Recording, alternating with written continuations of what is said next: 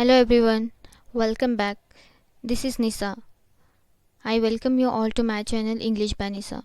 So today in this video we are going to see the prose The Eyes Are Not Here written by Ruskin Bond, which is in degree first year first sem.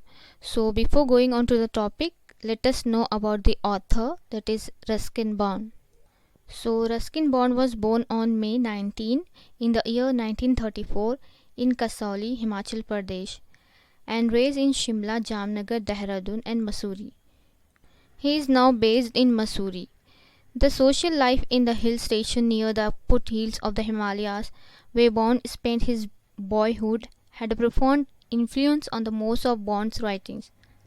The Room on the Roof, his debut novel, was written when he was 17 and published when he was 21. Since then, he has published more than 100 books that include novels, short stories, collections, poetry, essays, and anthologies of selected writings. A recipient of the Sahitya Academy Award, he was also awarded the Padma Shri for his contribution to children's literature and later the Padma Bhushan. Now let us know about the prose. Ruskin Bond, an Indian writer who has written a fantastic short story, The Eyes Are Not Here. The plot revolves around two blind strangers who meet on a train and have no idea that both of them are blind. The story depicts situational irony. In this story, the Ruskin Bond, he employs the first person narrative method. The narrative is told by someone who is blind himself. Light and darkness are the only things that his eyes are sensitive to. He meets a girl on his way to Dehradun on train. He strikes up a decision with her and eventually develops an interest in her. To impress the girl, he cleverly covers his blindness. The dialogue, however, does not continue long. As the train arrives at her destination, the girl bids him farewell. So the narrator was a young man who was blind. He was on his way to Dehradun. A young girl sat alone on a train. Her parents had advised her to take certain precautions, which she dutifully observed. Now the narrator is saying here that, as I was totally blind at the time, my eyes sensitive only to light and dark, I was unable to tell what the girl looked like, but I knew she wore slippers from the way they slapped against her heels. It would take me some time to discover something about her looks, and perhaps I never would. But I liked the sound of her voice when she said goodbye to her mother, and even the sound of her slippers. Now here the narrator felt attracted to the girl. He admired her voice, which he described as sparkling like a mountain stream. She was a pleasant and friendly girl. Now the narrator is saying that then he asked a question to her. Are you going all the way to Dehra? Will you cover all the way to Dehra? I must have been sitting in a dark corner because my voice startled her. She gave a little exclamation and said, I did not know anyone was here. So here, when the narrator asked the girl if she was traveling all the way to Dehra, his voice startled her, stated that the girl most likely because he was sitting in a dark corner. She let out a small exclamation and stated that she had not noticed him. Then the narrator said, well, it often happens that people with good eyesight fail to see what is right in front of them. They have too much to take in, I suppose, whereas people who cannot see or see very little have to take in only the essentials, whatever registers most telling on their remaining senses. I did not see you either, he said, but I heard you come in, because I was laid down at that time. So here the narrator was playing a game with her. He wanted to hide his blindness. Then the narrator said that I wondered if I would be able to prevent her from that discovering that I was blind, provided keep to my seat. I thought it shouldn't be too difficult. Then the girl said, I am getting down at Saharanpur. My aunt is meeting me there. Then the narrator said, then I had better not to be too familiar. The girl asked why. The narrator said, ants are usually formidable creatures. Then the girl asked him, where are you going? He said to Dehra and then to Mussoorie. Then she replied, oh, how lucky you are. I wish I were going to Mussoorie. I love the hills, especially in October. Then I said, yes, this is the best time, calling on my memories. The hills are covered with wild dahlias. The sun is delicious, and at night you can sit in front of a log fire and drink a little brandy. Most of the tourists have gone, and the roads are quiet and almost deserted. Yes, October is the best time. So here, his description of Mussoorie reveals that him to be a nature lover. He made sense of things by coloring in the clues left by others, and knowledge gathered through the other four senses with his imagination. He was a serious man who rarely laughed. He was troubled and lonely by the thought of laughter. When the narrator described the scenes of Mussoorie, she was silent and wondered. And I wondered, the narrator is saying here that I wonder if my words had touched her or whether she thought me a romantic fool. Then I made a mistake again. I asked with her, what is it like? So here the narrator was afraid that she would consider him a romantic fool. She seemed to find nothing strange in the question. Had she noticed already that I could not see? But her next question removed my doubts.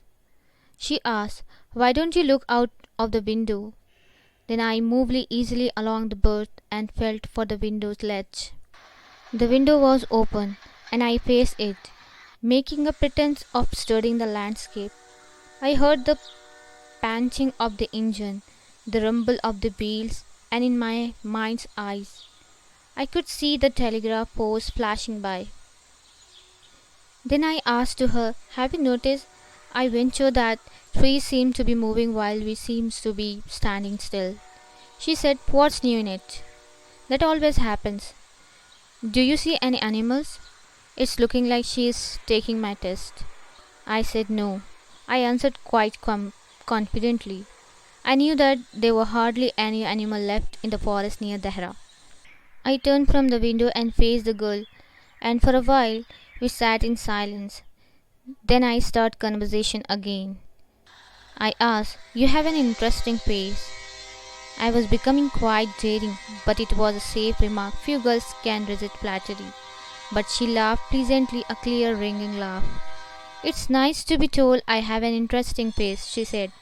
I'm tired of people telling me I have a pretty face. So here, when the narrator said her she has a pretty face, when the narrator complimented her on her interesting face, she smiled and said it was a nice change to be told that. She said she was sick of being told that she had a beautiful face. Then, oh, so you do have a pretty face, thought I, and aloud said, well, an interesting face can also be pretty. You are very gallant, young man, she said, but why are you so serious? I thought then that I would try to laugh for her, but the thought of laughter only made me feel troubled and lonely. We'll soon be at your station, I said. So here the narrator wished he could keep chatting to her. He liked her and thought she was fascinating. Then the girl said, thank goodness, it's short journey. I can't bear to sit in train for more than 2 or 3 hours. Then I said in my mind, yet I was prepared to sit there for almost any length of time just to listen to her talking. Her voice had the sparkle of mountain stream. As soon as she left the train, she would forget our brief encounter, but it would stay with me for the rest of the journey and for some time after. So here the narrator felt attracted to the girl.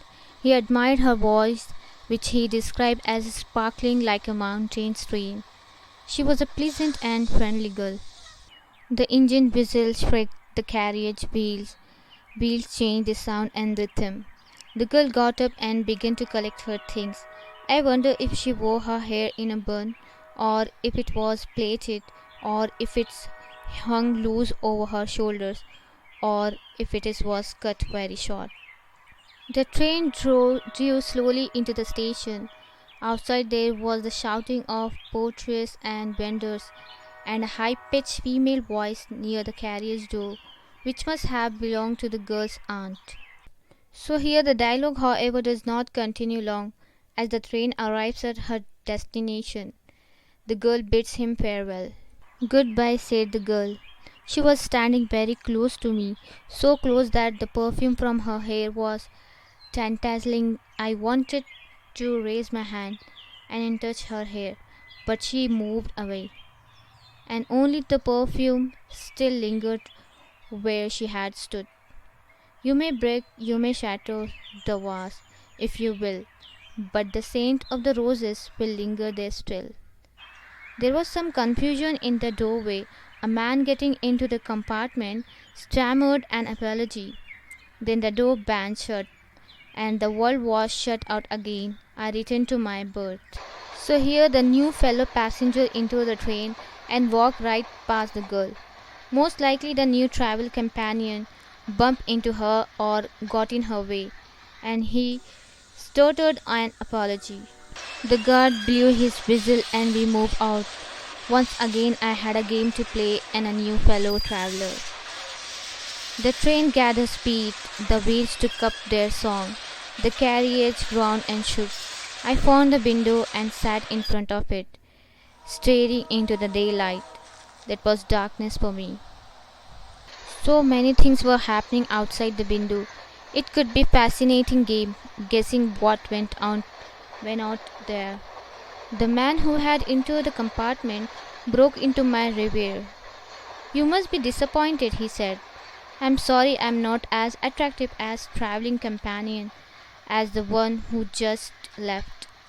So here, a new male passenger enters the compartment after she has left.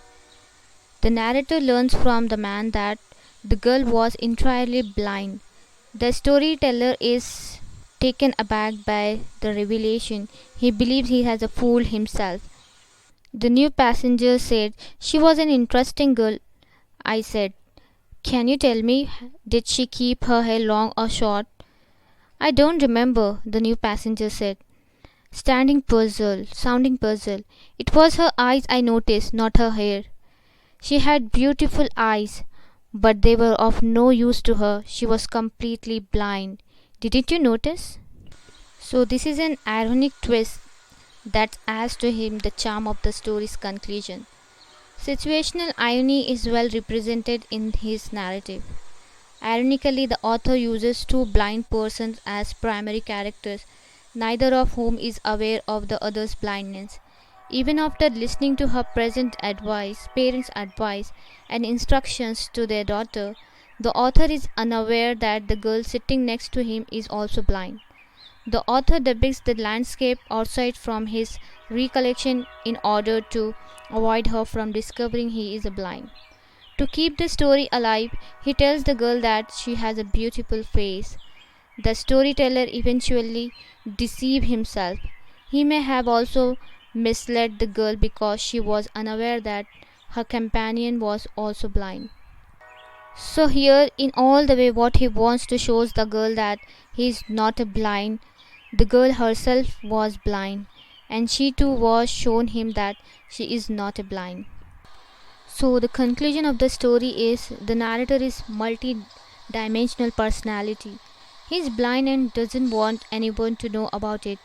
He acts as though he is a normal person in front of the girl. He is constantly aware of his weakness. However, this does not seem to have a significant impact on his personality. He interacts with the young girl with confidence. We learn from this conversation that he is a worshipper of natural beauty. His blindness has not been enough to suppress his romantic side. He was a strong attraction towards the girl and desired that his interaction with her would go forever, as he does not want to live in a dreamy world. He tries to hide his blindness from the people around him. So the narrative teaches something extremely important. God has given each and every person in the world a fair portion of luck and skill. So instead of hiding our flaws, We should enjoy what we have and not complain about what we don't. Finally, we learn a valuable lesson about the impact of the initial assumptions on our perception of the world and other people. So, this is all about the eyes are not here. Thanks for watching. Stay tuned for more videos. Thanks a lot.